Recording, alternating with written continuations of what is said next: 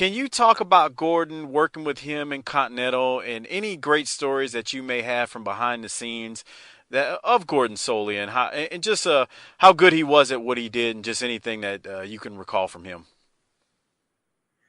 Oh, I love Gordon Solie. Gordon was a got to be a close personal friend. Like I said, I worked for about 3 months, my first 3 months in the business in Georgia, and then I went to Florida, and I met Gordon for the first time. Gordon knew something about me, I couldn't believe this, but I had played basketball at the University of Miami for 3 years prior to starting my wrestling career. And I remember the first day I met Gordon, and Gordon says, he goes, "I know you." And I said, "I didn't know Gordon. I'd not been to Florida, and I'd not spent any time watching TV much or anything while I was down there at the University of Miami." And I said, "How do you know me?" And he goes, "You're Ron Fuller, you're Buddy Fuller's son." And he says, "You play basketball at the University of Miami." I said, "Yeah, how do you know that?" And he goes, "Well, that's my job." He said, "That's part of what I do." He goes, I've done a little research, and I kind of know things about you. So Gordon had a great appreciation of, I guess, my ability or whatever, my size. Gordon really sold me very well on Florida television the entire time I was there. He kept harping on that University of Miami background. He utilized that a lot, which nobody else, any commentators, any place else I ever went, they never grasped that. They never touched on that.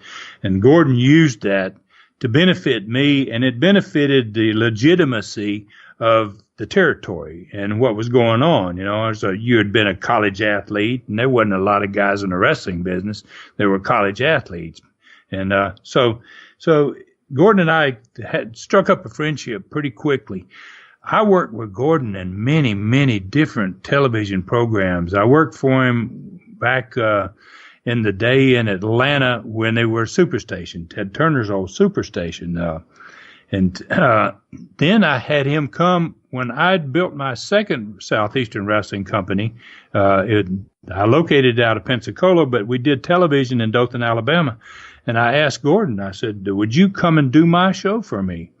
And he said, "Ron, I'd love to, man. I've always wanted to work with you." He said, "I know what you did in Knoxville, He says, yeah, I'll do it."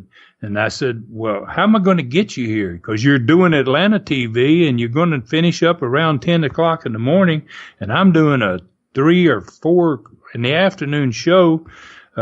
So we finally worked out an arrangement where we could get him a flight that would fly him into Dothan, and I could go to the airport and pick him up and get him straight to the TV studio in Dothan, and then take him back.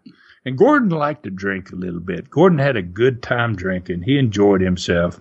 And sometimes he would come in for my program in the afternoons, and he would, as soon as he left the Atlanta show, and he would go to the lounge. I said, "What do you do, man, to hang out when you're in the airport?" He said, "Hell, I go to the lounge, man. I go and have me a few drinks, So he would come in sometimes, and he would be feeling pretty good when he got off the plane.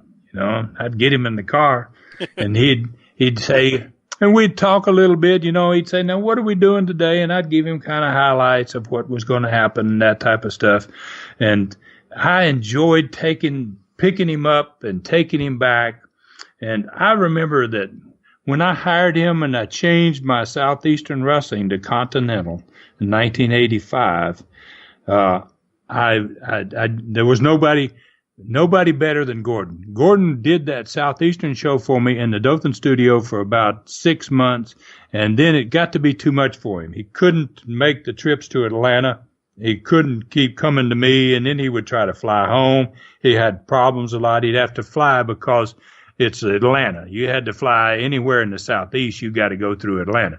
So he had to get on a small plane to get down there. He had to take a small plane back to Atlanta to get on a jet to fly him to Tampa. And it got to be too much for him. So he said, "Ron, I can't do it anymore."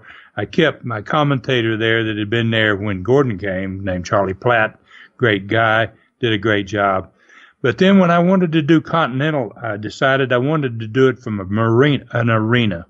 I had to compete with Vince. Vince was already getting involved, and I wanted to do a show from a major arena with 5,000, 6,000, 8,000 people. So I started making Continental television in Birmingham at the auditorium on Monday nights, and Gordon would fly in and do that show for me. The one thing I remember about Gordon was probably, I'm going to say this is about 1987. He did my show. He did Continental every episode. He never missed an episode. And he told me, because I had that history in Florida, I'd been gone from there a long time, but Gordon had a lot of respect, I guess, for the type of wrestler I was and for the type of business that I ran. And Florida was really down. And I had no idea how bad down it was. And I remember one conversation that Gordon and I had. He stayed with me in the hotel on a Monday. He spent the night that night, and we both had a room there.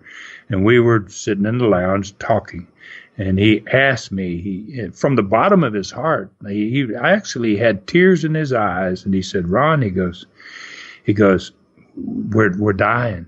We're dying in Florida. And I couldn't picture it, because when I left there in 1974, I left there at the time that Dusty Rhodes had turned babyface.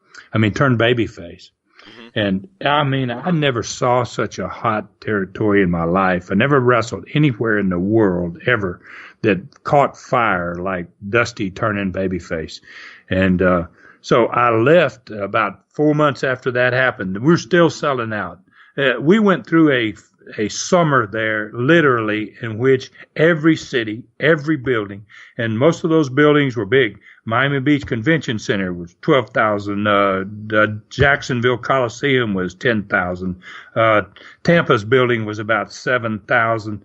West Palms was about 7,000. You had these big arenas, and we sold out for 3 months. We did not go into a town that was not sold out.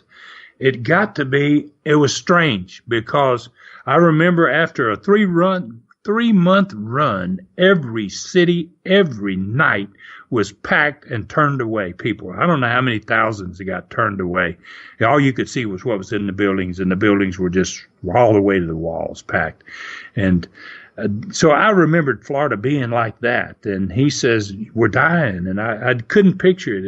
And he says, Ron, your program is so good. He goes, your talent is so good. Your angles and everything you're doing is so strong. He goes, you could save us. You could save us. And I thought he was kidding me at first, because, I just couldn't picture it being that bad. And then, he got the tears in his eyes, and, he says, you're the last hope for us. And I said, Gordon, I have my own company here. I can't, what am I going to do with my company? You want me to just leave this and go down there? And he says, yes, that's what I want. That's what I'm asking you. And I said, you can't be serious, Gordon. I said, I've worked my butt off to build my company here and my business here, and we're doing great. So Gordon was he was a really, really nice guy that knew his business so well. He researched people. He didn't just go out there and say, well, this guy, I don't know where he comes from or what he does. He would go out there, and this guy went to West Texas for 5 years, or, he went to so-and-so and played football. And, he was a consummate professional. Just fabulous on the microphone. And he used to love our stuff. I mean, back in those days, I don't know what they were doing in Florida. I don't know who was even booking some of that time, but he would come in and he would watch the program. He would come to me after the show each night, and he'd go, Ron, wow, geez, my gosh, this is unbelievable. You guys have got it going. It was great working with Gordon, and I was shocked when he died. Yeah, I wasn't expecting it, and just a great, probably in my estimation, maybe the best wrestling commentator of all time.